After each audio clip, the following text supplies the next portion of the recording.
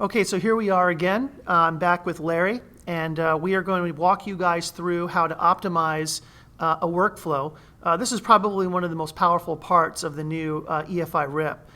The ability to optimize and create a three-dimensional color correction file on top of a workflow is pretty awesome. And this is probably going to be, again, one of the highlight videos that a lot of people will be looking at. So we're going to run the RIP. Yeah, especially, Mark, when you combine it with the automation of the SpectraProofer. It's amazing. Yeah, that's right. We'll assume we have a SpectraProofer, by the way, right. for this video. In fact, you just did this recently without a SpectraProofer. Wasn't it kind of a mess? Yep, ran it on a DTP70, and I've been spoiled. So having to manually cut out targets and feed them and waste my personal time in front of a calibrator is not what I want to do anymore. Yeah, I hear you. All right, so the Epson SpectraProofer, as some of you know, is an option to the Stylus Pro 9900 and 7900 printers. We recommend, if you don't know the answer to this question, to get the version that has the UV filter in it. The version with the UV filter is the version of the SpectraProofer that was used to get the certification from the Ideal Alliance for both Grackle Coated 1 as well as Swap 3 and Swap 5. But we have found, Larry and I have played with the unit with the UV filter and the optional SpectraProofer without it, and I really can't tell that big of a difference. I've switched it in between jobs, created characterization sets with the UV cut and then verified without it, and very, very little difference. The software really takes control of everything that needs to be done. So one of the big benefits of Epson proofing media obviously is that we don't have as many optical brighteners in some of the medias, and since we've tried to reduce it the best we can, I guess the use of the UV version of the SpectraProofer is not as critical. So anyways, we're going to assume that this Stylus Pro 9900 printer has a 44-inch wide Epson SpectraProofer with the UV filter installed on it. It's going to make the ability to create a complex three-dimensional color correction file all automated. And it's going to be, again, a very, very slick system the way this thing will work. So basically, what are we doing here? Well, we've already created a workflow for the Grackle coded specification. The information in this workflow is set through a number of settings that we've done in a prior video. And then, of course, we have an output device, in this case, an Epson Stylus Pro 9900 that is set up on the network and has a certain media type to it. What we want to do now, and by the way, if you do not create a three-dimensional color correction file or you do not optimize this workflow, you will still produce very sellable contract quality proofs. In fact, the proofs will be better than probably anything that's out there today. But after we are done creating a optimization or creating a third file, which we call a three-dimensional color correction file, the math that the EFI RIP will use now with all three files, all three information points, the input profile, the reference profile, the output profile, and of course the three-dimensional color correction file, the accuracy will come up dramatically. I mean, it will be like below delta of like 1. Yep. Right out of the box, if you set your verification to delta E2000, turn on the control strip for the Ideal Alliance and run a proof, even without doing this 3cc correction process we're going to take you through, chances are you're going to pass. Yeah. All right, so we're going to show how you can make this insanely accurate for this workflow. The first thing you want to do is make sure that the workflow that you're about to optimize, and that includes the workflow and the output device, is what we're optimizing the color for. We first want to start off by just double checking that all the settings in this workflow is correct, because once we've optimized these two together, you don't want to mess with any of the settings, both at the workflow side and the output side. It's tied together. So first we're going to go through this setting, make sure that these settings in this workflow meet the specifications that Epson set here in our office in Long Beach to make sure that we pass the certification from the Ideal Alliance for Grackle Coated 1. Here are all the settings for general. And again, we went through this in a prior video, but I'm just kind of going through here, making sure nothing has changed from the prior video that we've done. Making sure my job layout, my nesting step and repeat are the way they were before we optimize these two. Key is to double check color management, because obviously you're going to be optimizing the color management of this workflow to the output of this printer. So we want to make sure we are doing an absolute color metric rendering intent. And we'll show you a trick on how you can use this absolute color metric rendering intent with or without the paper tint being put down, so you can ignore this selection here where it says Paperwhite.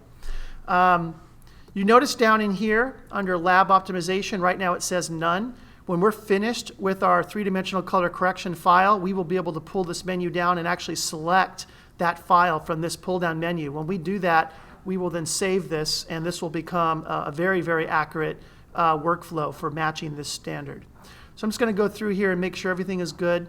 One note is, in the video, we asked you to select a simulation profile here. Since I've already had the certification completed by the Ideal Alliance with it turned to none, I'm going to turn that back to none just to make sure I'm safe.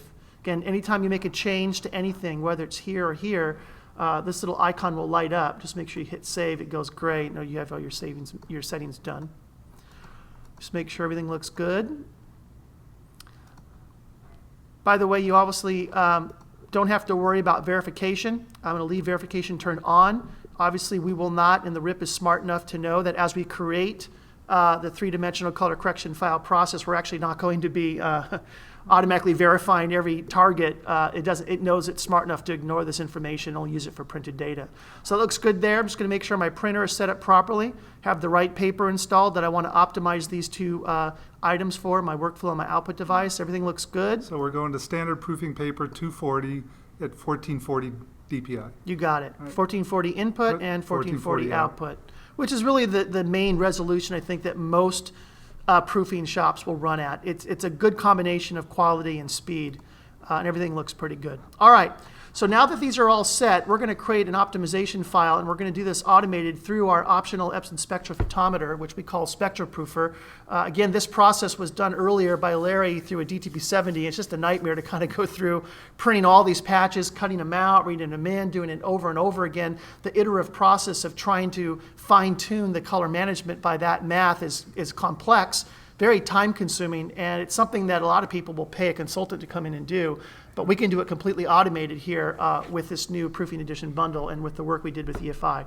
So the first thing we're going to do is select the workflow. You don't really have to, but I always do just to remind myself that's the one I'm going to be optimizing. Up here on the dock, you'll see that we have a Color Manager utility. We're going to click on that. It launches the EFI Color Manager. We are going to select Optimize Profile.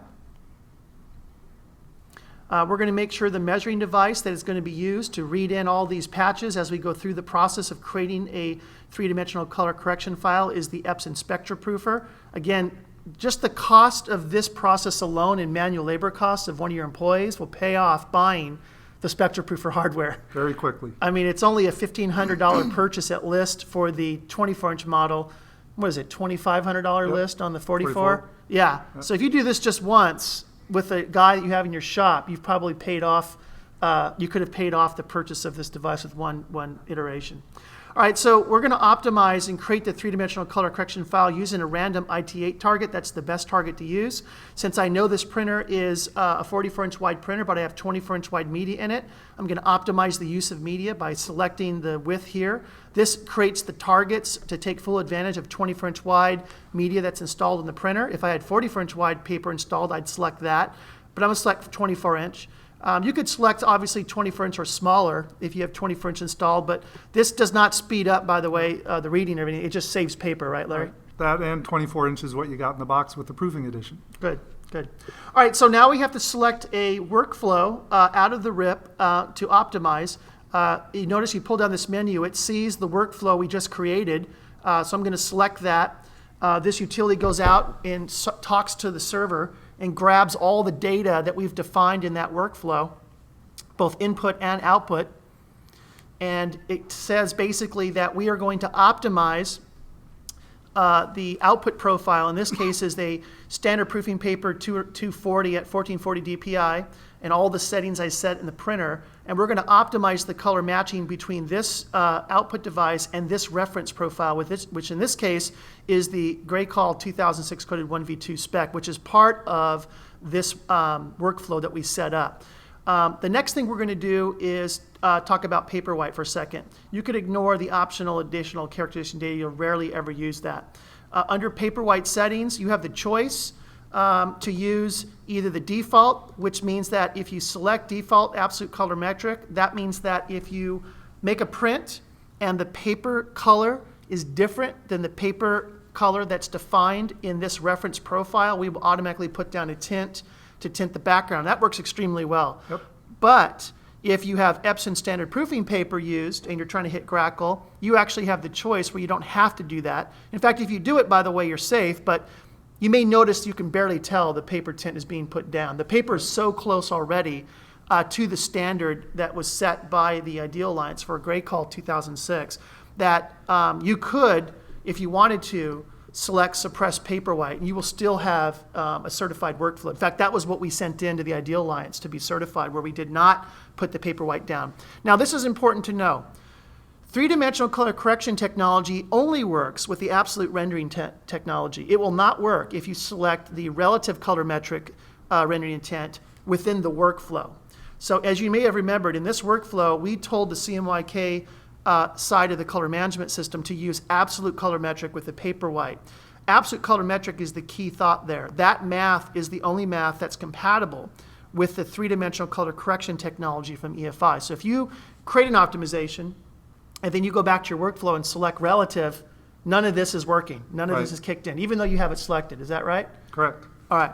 So what we want to do is make sure that if you have a decision on whether or not want Paperwhite being put down or not, you don't do that by selecting relative colorimetric, which is what we used to think of. You could do relative colorimetric, no Paperwhite, but it's not going to be nearly as accurate as the process we're going through. And you won't be So able, you won't be able to take advantage of the three-dimensional color correction Right. data either. Right. But it still looks okay. And you risk not passing a verification. Yeah, it's a good point. Not that accurate.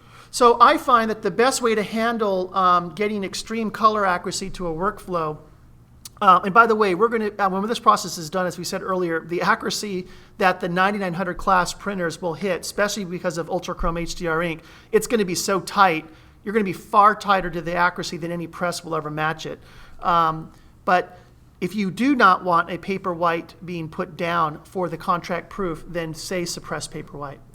The optimization method, we're going to create a new lab correction file.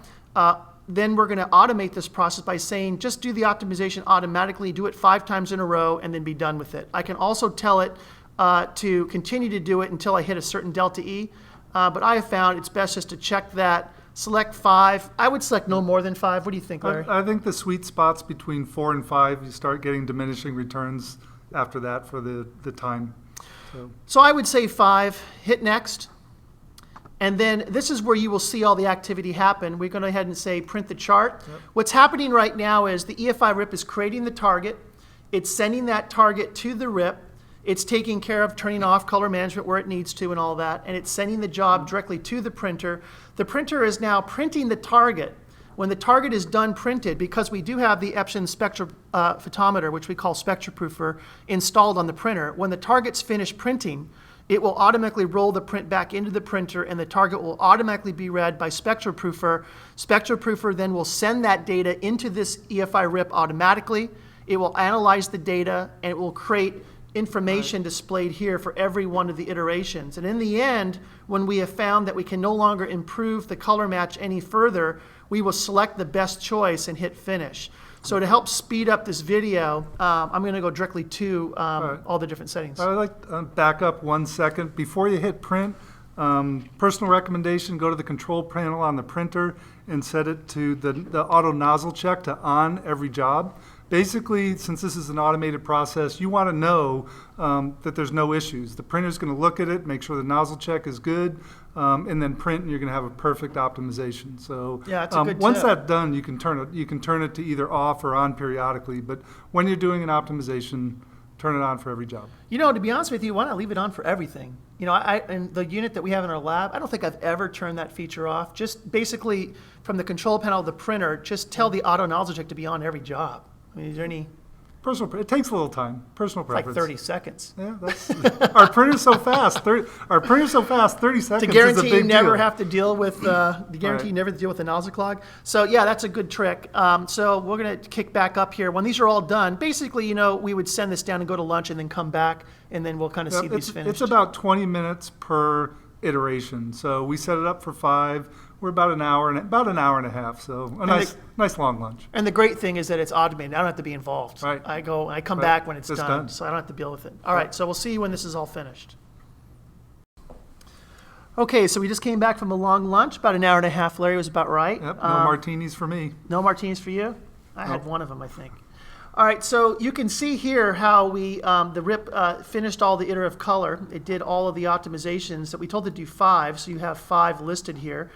Just to kind of point out, you can see where the very first accuracy, how it read the very first accuracy level against the workflow. This is the difference between how the output device is performing versus what we're telling the output device to match to. In this case, it was, again, that workflow we created for Grackle. Yep, I should say that the math used for the delta E calculation internally within EFI is delta E76, where in the verification we're using delta E2000. So delta E76 is actually one of the earlier standards and doesn't take into account perceptual considerations. So numerically, it's actually one of the most severe delta E standards. So our actual verified print is going to look probably better than the numbers you're seeing here. So, when we use delta E2000 as a way to verify proofs, you're going to see much smaller delta E numbers than what you see with this. Probably. Okay. Yep.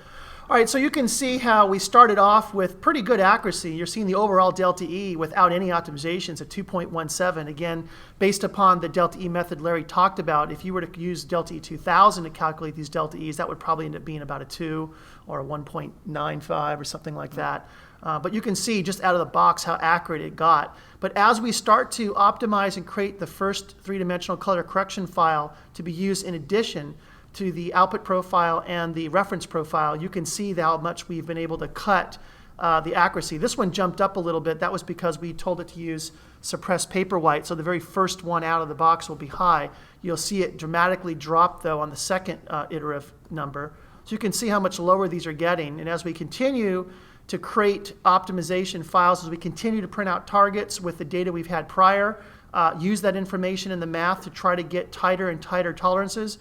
You can see by the time the 5th one came, we were able to go from an average delta of 2.17 to an average below 1. That's just awesome. Right. So we talked about going 4 or 5 iterations. If you look at the numbers there, actually 3, 4, and 5 are pretty close. So it's just a matter of choice. There's nothing wrong with going more, but either one of those is perfectly fine to select. And you can also get a little reading here. It says the average was improved on number 5 is what I have selected. And you can see that, further improvements they're saying could be possible, but as you get below delta E of 1, you start to get to this level, it's just so accurate. Right. Any more at this point is probably not worth your time. Yep, I agree. So now that we're happy, and by the way, if we were happy with 3 over 5, and sometimes I have found that the 5th one could go reverse and go worse, but in this case, it actually got better. The 5th was the best choice. But if you basically, EFI will automatically light up the choice that's the best. In this case, you can see it's green, so that's what I'm going to select. That means it's the best choice out of this iterative process. We're going to go ahead and hit Finish. Do you sure you want to save step 5 as a new profile? And I don't know if it says profile. It's, I guess in a way it is.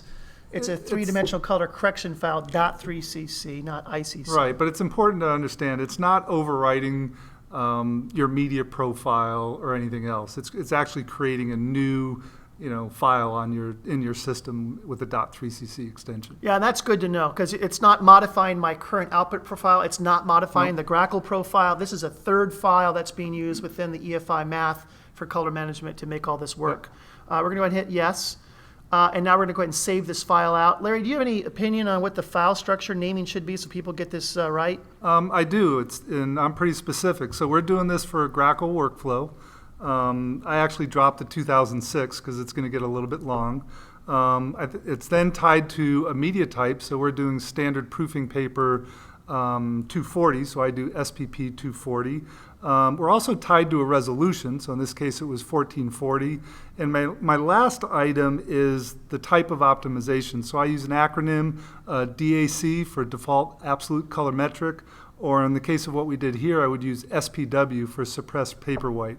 And the only other thing that you might want to add is a date, but other than that... Or like version 1. Or version 1 or something like that. So it's a personal preference, but it's important that you give it a name that you understand how it's linked to the reference profile, the media, and the resolution, because that's where you get your optimal results.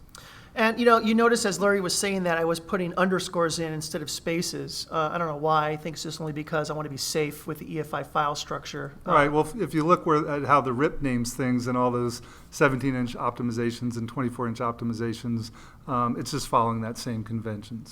So we'll go ahead and hit save, and it's asking me would I like to use this new three-dimensional color correction file as the default lab optimization for this workflow, and obviously that's yes. Yep. Saves us a step from having to go back to the workflow and select it. We're now finished. I'm going to go ahead and hit exit. What's really great about this is that all of this was done automatically. I mean, I didn't have to be manual labor costs of cutting prints out and doing this over and over again and trying to feed these through devices like a DTP70 or an ISIS. So just to make sure everything's working, let's go ahead and make sure we select our workflow, go to color, scroll down and make sure under lab optimization that new 3cc file is there. It automatically went there because we told it to save it there, but if it wasn't, you can pull this menu down and select it. Make sure that this is saved within your workflow and you are done.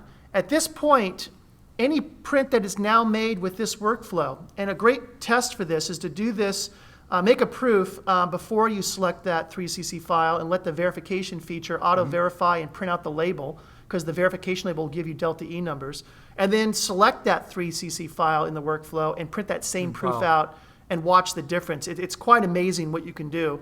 And I guess the real big thing about this is that we are now able to produce extremely accurate contract quality proofing to virtually any workflow that you can define within this software, and then optimize the color management to make sure it's dead on accurate without having to be an expert in color. Is that kind of a good way to sum it up? Perfect. All right. With that, we are done with this video.